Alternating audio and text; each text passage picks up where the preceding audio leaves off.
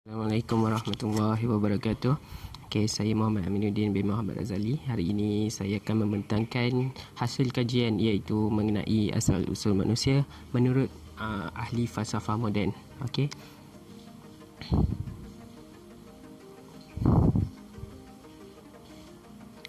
Objektif kajian untuk kajian ini adalah asal-usul kejadian manusia dan penciptaannya serta pencipta asalnya mengikut pandangan ahli falsafah dan kaum untuk mengetahui pengertian, tujuan dan tugas hidup manusia dan pengakhiran hidup manusia. Okey, kajian yang telah saya buat adalah berdasarkan Baruch Spinoza. Baruch Spinoza lebih dikenali dengan panggilan Spinoza sahaja.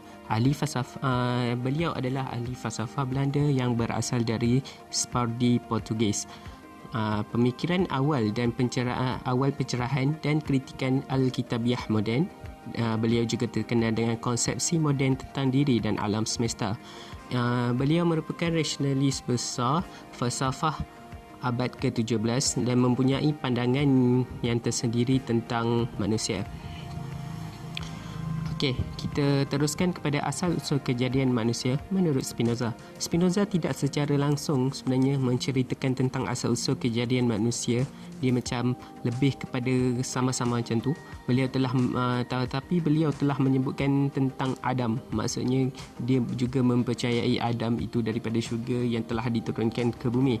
Dengan mengatakan Adam tidak mengetahui sifat-sifat Tuhan, mengatakan bahawa manusia ini sebenarnya terjadi daripada alam kerana Tuhan juga sebahagian daripada alam, kerana Spinoza mempunyai pendapat sendiri tentang penciptanya. Okey, unsur-unsur kejadian manusia, Spinoza tidak menyebut bahawa manusia tu terwujud daripada sesuatu unsur, contohnya tanah, daripada api ataupun apa-apa. Tetapi Spinoza ini mempercayai kewujudan Adam dan Hawa. Tubuh dan fikiran adalah sebuah gabungan yang hanya berbeza dari sudut pandangan. Bagi pendapat beliau lah, manusia ni menurut Spinoza terwujudnya secara semula jadi atas unsur-unsur alam, kerana beliau ni sangat ekstremis menganggap bahawa alam itu adalah sebagai penguasa, bukannya Tuhan. Semua adalah sama kecuali cara kita memandang hal itu. Okey, manusia pertama menurut menurut Spinoza adalah Adam dan Hawa. Beliau mengatakan bahawa Adam bukan terwujud dengan kesalahan. Seperti mana yang kita tahu, Adam ini telah diturunkan daripada syurga ke bumi kerana telah memakan buah khuldi, iaitu buah yang telah dilarang oleh pencipta. Jadi dia tidak mengatakan bahawa disebabkan buah itu dia terpaksa, kerana manusia itu tidak sempurna manusia. Dan pendapat beliau adalah tentang manusia pertama adalah manusia yang sempurna. Maksudnya manusia itu apabila dia mencapai tahap kesempurnaan barulah dia digelarkan sebagai manusia. Manusia itu adalah proses untuk menjadikan diri ke arah yang lebih sempurna. Hubungan manusia dengan pencipta pula, semua yang ada itu setaraf dengan Tuhan. Sebab dia mengatakan bahawa manusia, Tuhan dan semuanya adalah sebahagian daripada alam, kerana alam itu sebagai tonggak utama. Dia tidak menganggap Tuhan sebagai pencipta. Alam adalah Tuhan dan memiliki segala yang paling berkuasa. Maksudnya beliau ni berpendapat gabungan semua akan menyebabkan di alam ini paling berkuasa. Dia menolak perbezaan Tuhan dan alam semesta. Manusia, dalam kata lain dah, maksudnya dia berpendapat bahawa Tuhan ini adalah alam semesta. Manusia adalah terbatas dan tidak boleh melakukan sesuka hati kerana ia merosakkan apa yang telah diaturkan oleh pencipta. Itu pendapat Spinoza.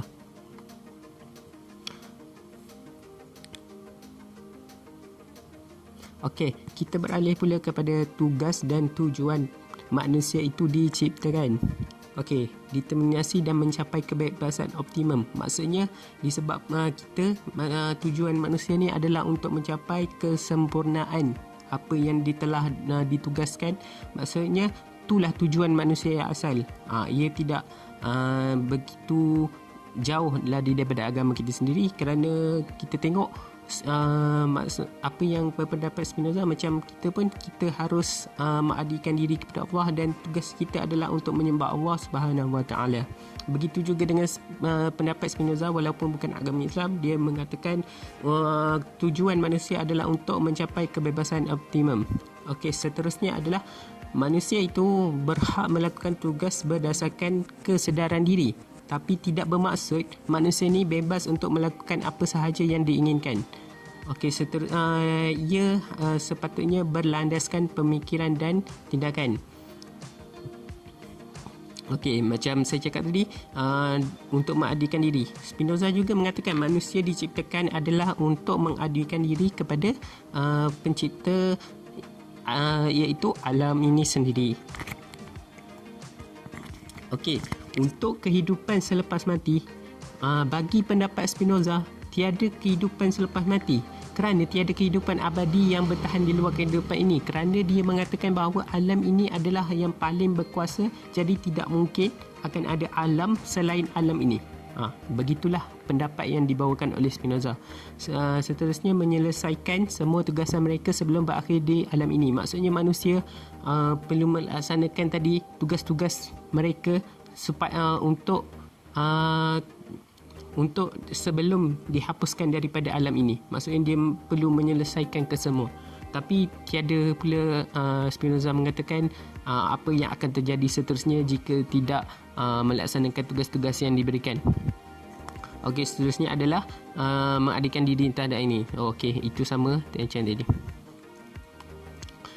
Seterusnya, kesan konsep manusia terhadap kaum. Tidak, bagi pendapat saya sendiri, hal ini amat tidak patut diamalkan kerana ia amat bercanggah dengan apa yang telah kita pelajari dalam agama Islam itu kita sendiri.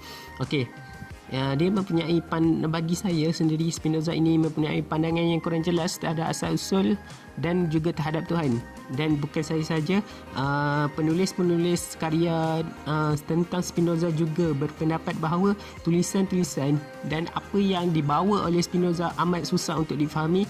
Mungkin kita boleh tersalah tafsir apa yang sebenarnya yang diberitahu oleh Spinoza itu sendiri. Okey, yang terakhir adalah sifat-sifat manusia. Memfokuskan kepada Spinoza ni hanya memfokuskan sifat manusia kepada melalui pemikiran. Bagaimana mereka mengenali Tuhan. Sifat dasar manusia adalah manusia dan sifat dasar kuda adalah kuda. Maksudnya kat sini adalah, maksudnya manusia itu mempunyai sifat yang ada pada manusia, manakala macam haiwan dia akan ada sifat kepada haiwan. Maksudnya dia mempunyai sifat khusus. Itulah sifat-sifat manusia, tapi tidak digambarkan secara spesifik oleh Spinoza apakah itu sifat-sifat manusia. Secara kesimpulan, Spinoza adalah berkonsepkan alam dan hubungan manusia dengan pencipta adalah berdasarkan hubungan manusia dan alam.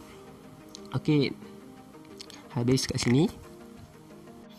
Okey, kita teruskan kepada ulasan buku, iaitu berkenaan daripada rujukan yang telah saya ambil untuk hasil kajian tentang asal-usul manusia. Okey, buku yang saya telah pilih adalah Spinoza Filsafat Praktis.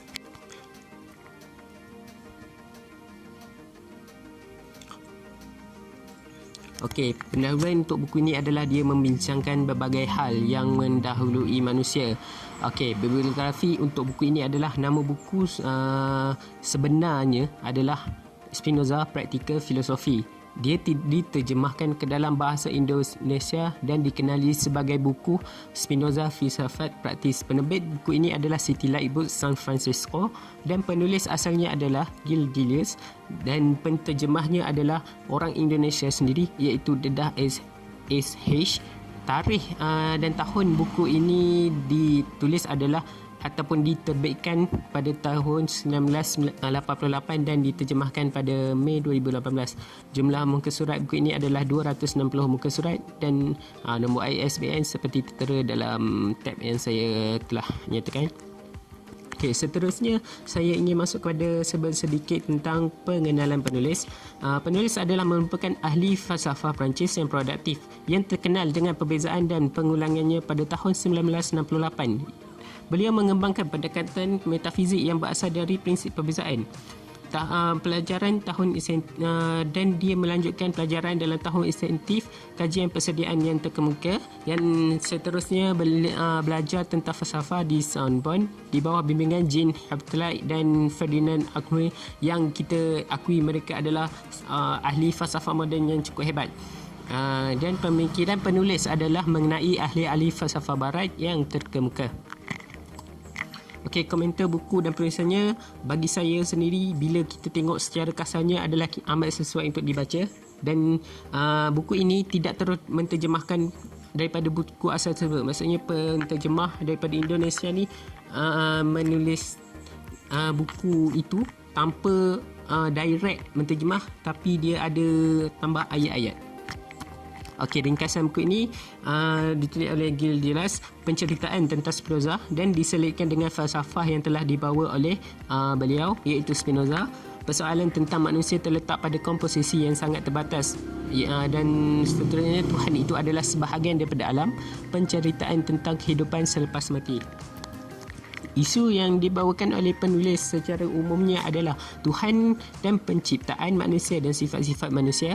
Banyak teori atau lebih kepada pemahaman yang amat lain, menceritakan sedikit tentang kehidupan Spinoza, sebenarnya perbezaan moral dan etika, perkara-perkara kejahatan, tentang konsep, dan ada juga tentang konsep-konsep utama dalam The Atheist. Okey, isu yang menarik daripada buku ini yang berdasarkan daripada apa yang telah saya baca ialah tentang kehidupan Spinoza. Seorang ahli falsafah itu macam mana dia menundukkan sesuatu. Maksudnya daripada agama beliau mempunyai pandangan yang sangat berbeza daripada apa yang telah diberitahu tentang falsafahnya. Dan seterusnya ada konsep ketuhanan sehinggalah kehidupan selepas kematian, dan Adam dan Hawa bukanlah sesuatu benda yang melakukan kesalahan. Itu isu yang menarik juga. Walaupun kita mempercayai benda yang lain, sikap manusia itu perlu bergantung kepada sesuatu. Menganggap bahawa mereka memakan buah itu adalah lumrah kerana mereka adalah manusia. Mereka tidak mengetahui apa-apa. Okey, kekuatan dan kelemahan dan semangat buku. Bagi kekuatan adalah menggunakan bahasa yang mudah difahami, menerangkan apa yang telah ditulis oleh penulis yang asal. Kelemahan juga kita boleh ambil buku secara telah diterjemah, mungkin akan ada unsur-unsur yang menyebabkan tersalah faham. Itu mungkin kelemahan yang ada. Dan semangat buku ini adalah kalau kita tengok daripada segi yang meluas dan berfikir secara positif adalah kita dapat membawa kesedaran kepada kita tentang hubungan manusia dan alam, dan seharusnya manusia ini menjaga hubungan mereka dengan alam ini. Ulasan buku amatlah bercanggah dengan apa yang diperkatakan dalam agama Islam. Manusia adalah ditugaskan untuk menjadi khalifah. Maksudnya manusia perlu menjaga alam ini, bukan alam ini menjaga kita.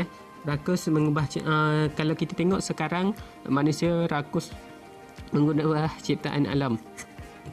Dan ulasan buku ini bagi saya tidak wajar kerana Spinoza ini tidak mempercayai bahawa selepas alam ini tiada ada alam lain, sedangkan kita mempercayai bahawa alam sebenarnya adalah penentu kepada kita apa yang telah kita lakukan di dunia ini. Okey, impak daripada buku Hubungan Manusia dan Alam seharusnya mentadbir alam ini dengan sebaiknya dan kepada pemikiran yang lebih mendalam. Maklumat baharu daripada buku ini adalah kita dapat mengetahui apa perjalanan hidup Spinoza. Maksudnya kita lebih kenal kepada Spinoza, dan kita juga dapat konsep pemikiran yang lain, dan tidak semestinya untuk kita ambil sebagai pengajaran, tapi untuk membuka minda kita supaya kita lebih berfikiran terbuka kepada agama lain. Dan kita apabila kita sudah faham, maka kita lebih kepada kita mengenali agama kita sendiri. Maksudnya agama kita adalah agama yang betul, dan meningkatkan ketakwaan kita kepada Allah Subhanahu Wa Taala. Okey, rumusan yang saya boleh bawa kepada buku ini adalah mengajarkan tentang daya pemikiran seorang ahli falsafah daripada barat yang mengatakan bahawa pendapat beliau tentang Tuhan, alam dan juga manusia. Secara positif yang kita dapat ambil, macam saya bagi tahu tadi, ialah bagaimana hubungan manusia terhadap alam, bagaimanakah manusia ini menjaga alam dengan sebaiknya, bukan rakus untuk memusnahkan alam ini. Okey, cadangan adalah penulis mungkin boleh menggunakan sebuah penceritaan yang lebih menarik tentang apa yang telah dibawakan oleh Spinoza supaya pembacaan ini lebih menarik. Penterjemah haruslah menyampaikan dengan bahasa yang tambah baik oleh penulis supaya tiada kekeliruan yang berlaku. Okey, sekian daripada saya. Terima kasih.